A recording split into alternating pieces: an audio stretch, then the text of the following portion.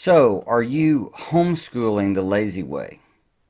Now, most people think homeschooling is the lazy way, but that's not quite right. In fact, sadly, homeschoolers often try to do as much as regular schools do, which is crazy because they have all those teachers and all those resources. There's no way to compete that way. What I want to offer you is that if you can grasp what I'm sharing about doing it the lazy way, your homeschool will be phenomenal. In fact, I'd call this the number one secret of the best homeschools in the world when they grasp this issue. Now, let me just explain what the problem is first. The problem is your philosophy of homeschooling. It's not how you set it up, it's not actually the curriculum you have, etc. It's the way you think about it.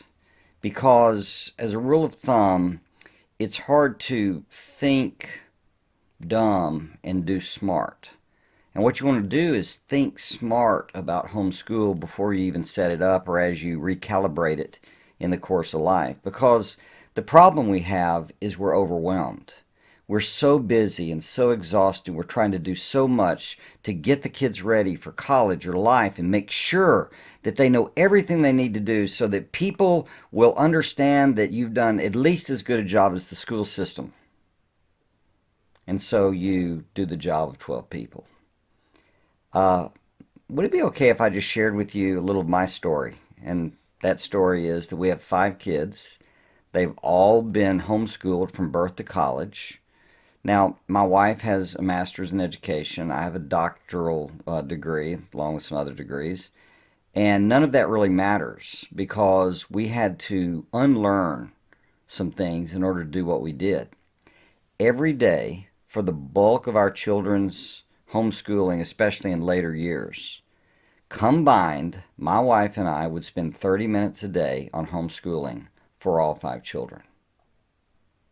Now, they've all gone to college. They've all done phenomenally well. They all are doing phenomenally well academically and intellectually. And I'm going to tell you, it's because of the power of lazy. That's the solution. I want to explain it just really quickly.